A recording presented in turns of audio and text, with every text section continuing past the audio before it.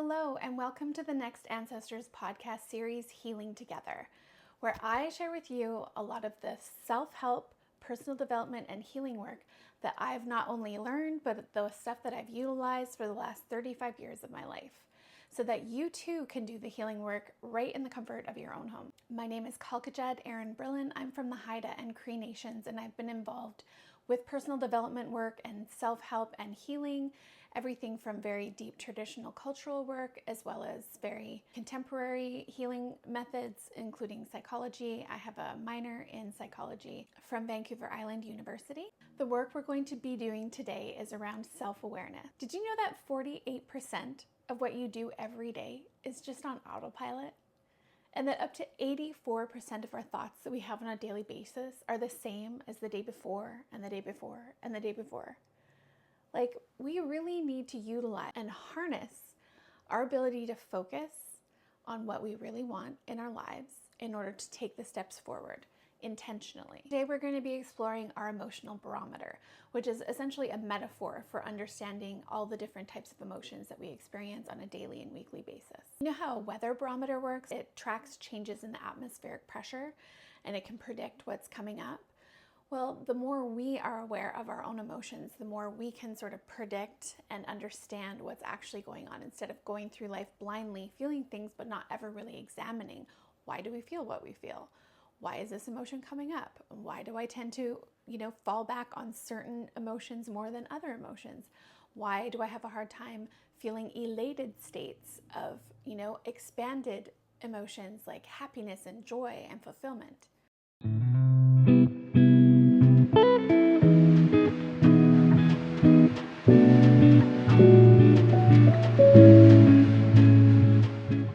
This is a very simple exercise that only takes a few minutes. Think of your entire week, your whole week, and all of the emotions that you feel in any given week.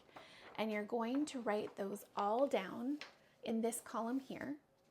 And you're going to write the approximate percentage of the week that you spend in that emotional state. So if you tend to have a lot of frustration, say frustration, I experience that a lot myself. That might be some that you put down and try to estimate. It doesn't have to be, we're not doing calculus here. We're not doing any complicated math. This is just a rough estimate of how much time in your week do you spend in that emotional state. Also, try to do this as quickly as you can. This isn't about really doing a deep dive investigation on every single thing you feel. We're just going for the broad strokes here. Also, try to avoid using anything that is a physical sensation, like you're not going to put hungry. So take 3 to 4 minutes to write down all the emotions and then approximate the percentage of time in any given week that you feel those things. And don't worry if it doesn't add up to 100% perfectly. It took me about 2 minutes to write out all of the emotions that I feel on a regular basis. I kind of grouped some of them together. Things like inspired and creative, I lumped those ones together and gave it a 10%. Frustrated and irritated, I lumped those two together and also gave that 10%. Love and joy, I put those together and gave them 13%. I can honestly say that content and satisfied, I gave that one a whopping 40% because that's generally my state of mind. So what this exercise does is it shows us our default modes. It shows us which emotions that we're most comfortable with the ones that we most rely on are our go-tos. And instead, what we need to start focusing on is intending on eliciting specific emotional states. If you want more joy in your life, if you want more love in your life, it's literally like an exercise that you have to work that muscle. You have to build it. You have to motivate yourself to focus on it. And just like anything in life, it's work, but you have to invest in it in order to experience it. So we do this with the understanding that there isn't ever going to be a time in our life where we're completely happy and there's no negative stuff going on in our lives, because we know that no matter how much work you do on yourself and no matter how much money you have and no matter how perfect your life is, there's always curveballs. There's always things that go wrong. But the goal here is to elevate our baseline. So next, I want you to close your eyes and picture your life as if you are living your highest and best manifestation of this life. Just imagine for a few minutes that everything you've ever wanted in your life is happening here and now. And I want you to write a list of everything that you're feeling when everything in your life is just as you want it.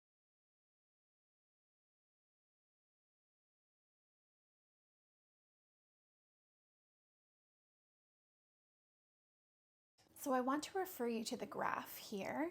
And this graph is based on the work of David Hawkins. He was the director of the Institute for Spiritual Research. And so he developed, based on his testing, I believe he used kinesiology, muscle testing, to put a frequency to an emotional state.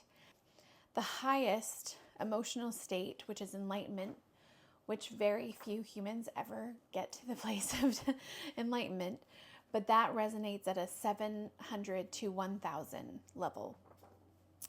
And peace is also right up there at 600, and then joy at 540, love at 500, and it goes down from there. And the lowest levels are guilt and shame. So as you cultivate the ability to focus your attention on creating those emotions and those emotional states, that's when we really start to feel transformation in our own lives. So when I wrote down on what I intend to feel when I picture myself living my highest and best life, is first and foremost inspired, then motivated, because that's something I struggle with on a daily basis. I feel active, which is another thing that I struggle with on a daily basis. I feel generous. It's not something that I'm always able to do to the level that I want to do. I feel expansive. I feel elation. That seems to me like one step higher than joy, when you're just elated. Love, of course. I want to feel in flow. I want to feel unstoppable. I feel blessed, and I feel vibrant. So those are the things on my list, and I put 100% next to all of them. I want to feel 100% inspired. I want to feel 100% motivated. You're giving all of yourself into feeling those feelings and those emotions.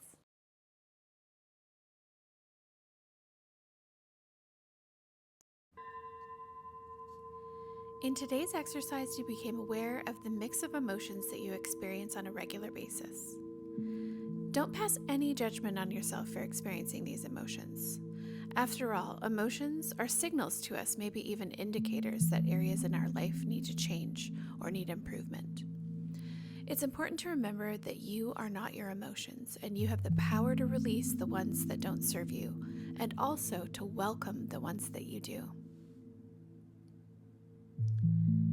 Today's meditation is focusing on releasing our ties, connections, and even our addictions to feeling emotions that are lowering our vibration and keeping us stuck. Take a minute to settle into a comfortable position and begin to release any tension on your shoulders, your face, and take a deep cleansing breath. And exhale any stress or tension you're holding in your body.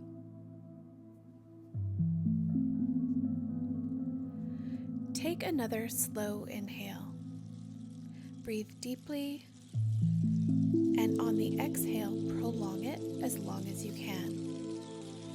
Prolonging your exhale helps us regulate our nervous system. Feel your body release into relaxation on the exhale. And continue to breathe this way as I speak.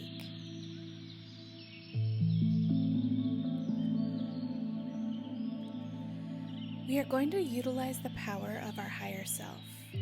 So I want you to choose whatever you feel comfortable with, whatever you feel called to connect with, whether it be Creator, our spirit guides, ancestors, any beings that have our highest and best interest. We want to call upon any or all of these higher powers to help us release emotions and also to help us elevate our energetic vibrations. With each deep breath, I want you to inhale love, peace, healing, all the good feelings. And with the exhale, focus on releasing the emotions that you've been feeling. Think of the emotion on the left side of your list, the ones that aren't serving your highest and most empowered self. And I want you to focus on one at a time and exhale to release them. So now we will begin. Deeply inhale love. And exhale to release that specific emotion. Now inhale joy. Feel the joy filling you. And as you exhale, release another emotion that no longer serves you. And on the next breath, inhale love. And exhale an emotion that's keeping you stuck.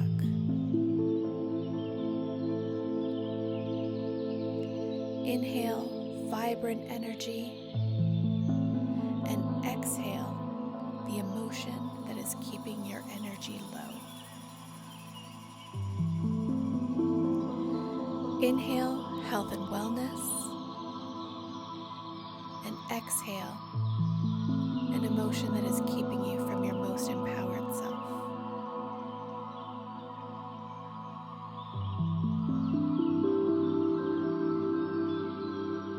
Spend a few minutes releasing ones that feel particularly stuck, or continue to move through your list, breathing in good emotion and releasing one that you no longer feel serves you.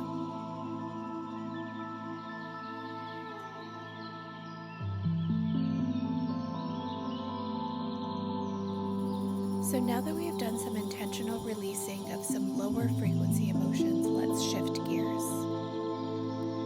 Think of the expansive emotions from the right side of your column, on the right side of the list, and I want you to invite them in. Let's activate them and charge our mind, body, and spirit with these emotional frequencies. Taking the first emotion, anyone that you want to work with first from this list, and visualize yourself in your life and what are you doing that is filling you with that emotion. You can imagine your life. What are you doing? What are you seeing? And what are you experiencing that is allowing this emotion to fill you so abundantly? Continue to breathe in as you bring this vision to your current present moment. That emotion is here now for you to experience. Breathe it in and welcome the emotion. Charge it and let it fill you.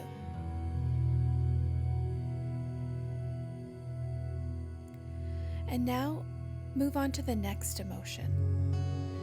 Let's use this emotion to fill us up.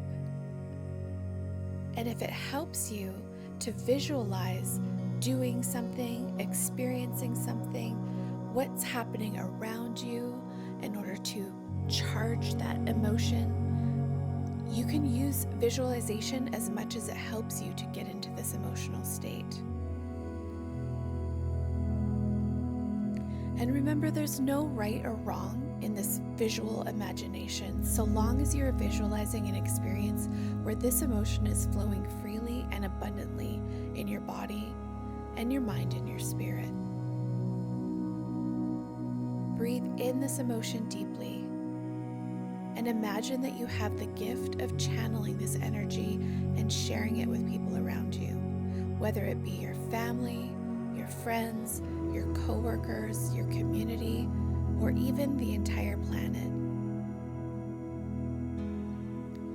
Imagine that you are so gifted at harnessing this energy that you can share it freely with the entire world.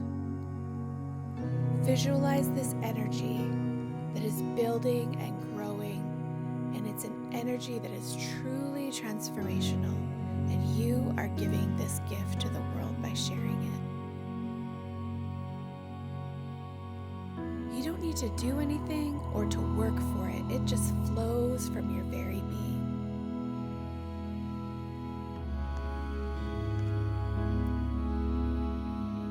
Feel how powerful you are. You are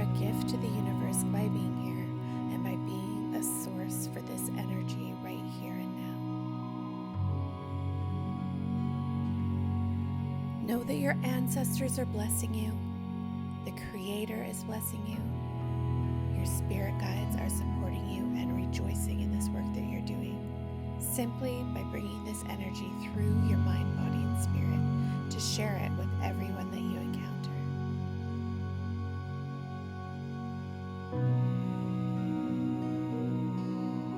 As we come to close this session, offer gratitude for all of the work that your higher self does to guide you. Thank your spirit guides for all of the assistance and guidance they provide you. And thank the Creator for all of the blessings you have in your life.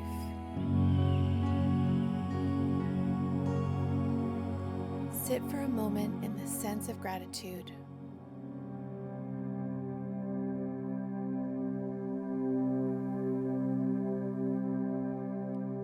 And as you open your eyes, remember that this is a practice that can be repeated. You can go through the list on both the negative emotion side as well as the positive emotion side and repeat those as many times as you need or as often as you need. It really only takes a few minutes, but it's a practice that can really help shift your mindset. Thank you for joining me today, and we hope to see you on the next one.